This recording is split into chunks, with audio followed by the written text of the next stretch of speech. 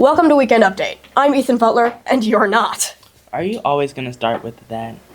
Yeah. Many happenings at Caneland as a mere month remains. I hear the 7th graders are going through their world wars in history. World Wars? Oh my gosh, I got him started. Hello, ladies and gentlemen.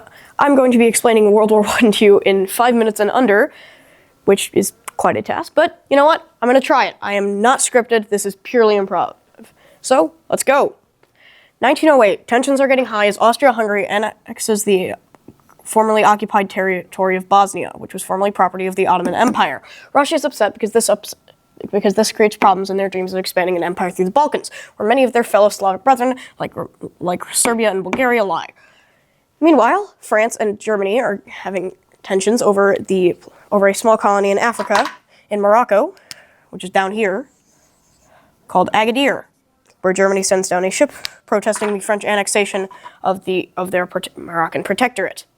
Eventually, by 1914, tensions are so incredibly high that when a Austro-Hungarian royal, which Austria-Hungary is allied to Germany, visits the Bosnian town of Sarajevo, right here, he happens to get himself assassinated by a Bosnian Serb named Gavrilo Princip.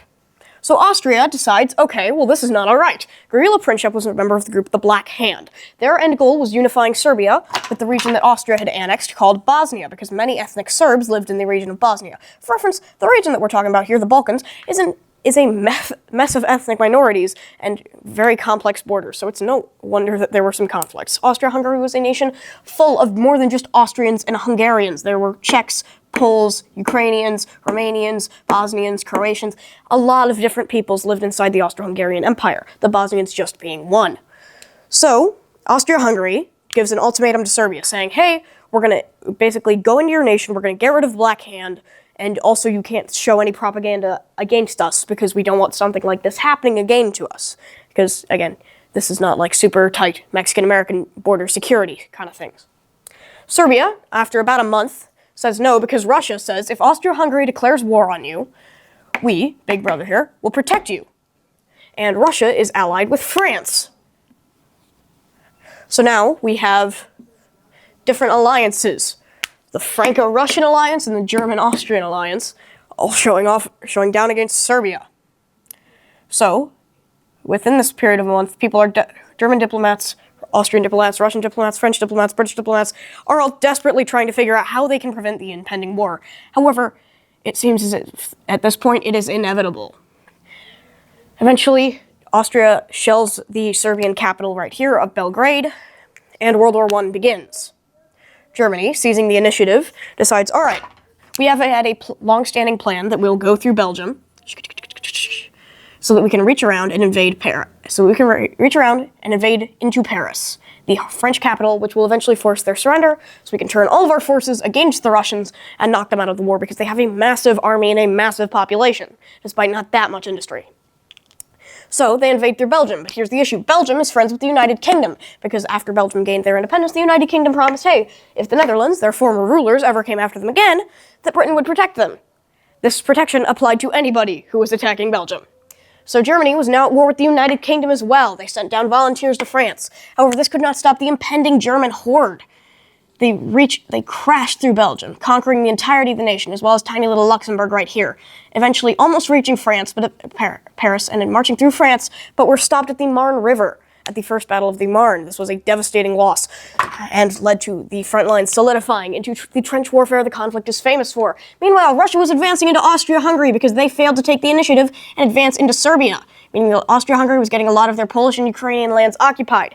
Meanwhile, the Russians were trying to advance up here into Königsberg in Germany. However, famous Field Marshal Paul von Hindenburg decided to come out of retirement and defeated the Russians at a very famous battle where the Russian armies were completely decimated, meaning that and effectively immobilized Russia in terms of war effort for several years, which was, given the slow speed at which this conflict would continue, not great.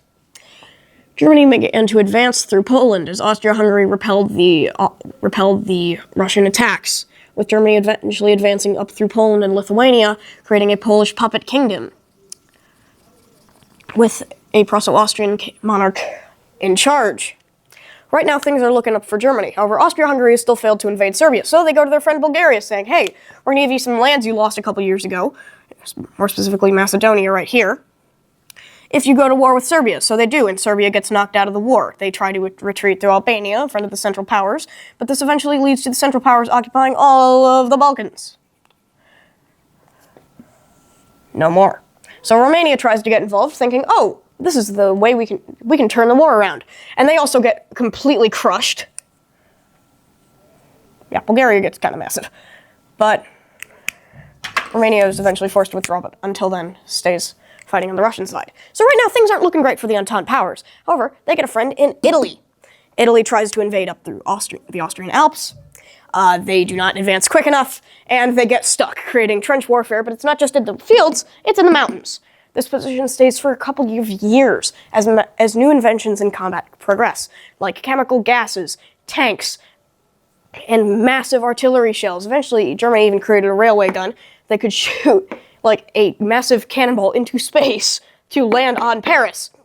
But eventually, the British naval blockade up here began to starve out the Germans, and whilst they did force Russia into a state of complete collapse with some support from their new friends, the Ottoman Empire, the Entente began to slowly turn the war around, with Arab revolts in the Ottoman lands, slowly with Greece joining their side, and then slowly pushing up the Balkans, leading to Bulgaria's surrender, advances by Italy into Austrian lands, leading to their ethnically diverse empire collapsing, and Germany starving, despite only having one front.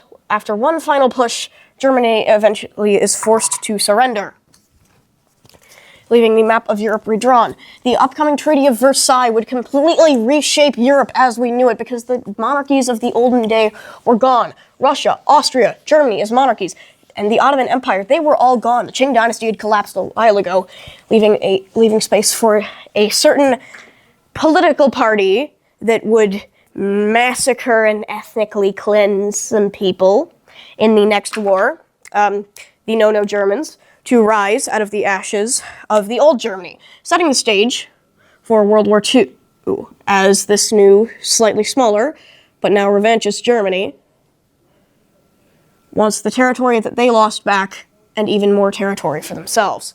Then it would eventually lead to the most destructive conflict in history. So that, ladies and gentlemen, is World War I. Thank you for listening. I'm going to go rest my voice now. Are you down to rest for a second? Yeah, sure. In other news, 8th graders are starting to ask people out for promotion. And now get ready for the easiest way not to get a date around. Talking about FNAF.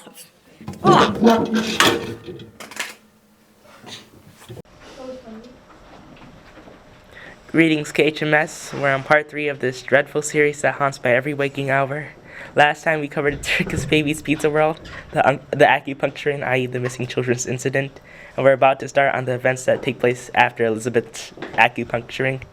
Afton was pretty shocked at this turn of events. At this point, it's like the 90s. The only remaining Afton child as of now is Michael, and William isn't happy with him. After all, it was Michael who had given his boy a free all-expense-paid concierge, included cruise to the heavens above. After all that's occurred in these 10-ish years, he was very close to snapping, if he hadn't already. A couple nights later, he began tinkering with the animatronics. If he ever was to beat Henry Emily's genius, then he'd have to think like a scientist. But on that night, he discovered the animatronics could move on their own with the special material we talked about in part 2 called Remnant. Note that during this time, the companies in that phase that most failed children's entertainment companies go into, shameless rebooting. After successfully sweeping the MCI incident under the rug, they launched the better and improved Freddy Fazbear's Pizzeria in 1993. Or in better words, the FNAF 1 location. But despite Emily's best efforts, Afton continued to appear at FNAF locations, killing and dismantling the remnant found inside these animatronics and harvesting this material for scientific experiments. Afton was aware of the new location's connections to the FNAF 2 location, as the metal from the OG animatronics was reused, thus giving life to the robots in both locations. But if you weren't already aware, the FNAF 2 location was already closed at this point in time due to vague technical problems from the toys. Surprise, surprise, the FNAF 1 location closed shortly after its opening due to its bad reputation and its inability to make enough money to keep its doors open because of this, leaving those animatronics to decay. Following these events, Afton began construction on a secret workshop found in his office where he could seclude himself from his family and the world to research the remnant he had collected. He learned remnant was a material made from mortal agony. He realized that this material could create life. He could fulfill his promise that he made to CC after the bite. I will put you back together. Heck, if he should want it, he could bring back Elizabeth too. He could bring his wrath down on Henry. He just needed a bit more remnant. Harvesting more and more, he could become a god. He rushed to his newly closed FNAF 1 location, suiting up in his original creation, the Golden Bonnie suit. There he encountered the 5 MCI souls. This was it. He would have control over life and death. He stared down at the souls of these poor massaged children, laughing maniacally until the spring locks snapped shut. If you remember part 1, then you know that the spring locks can slip if exposed to moisture.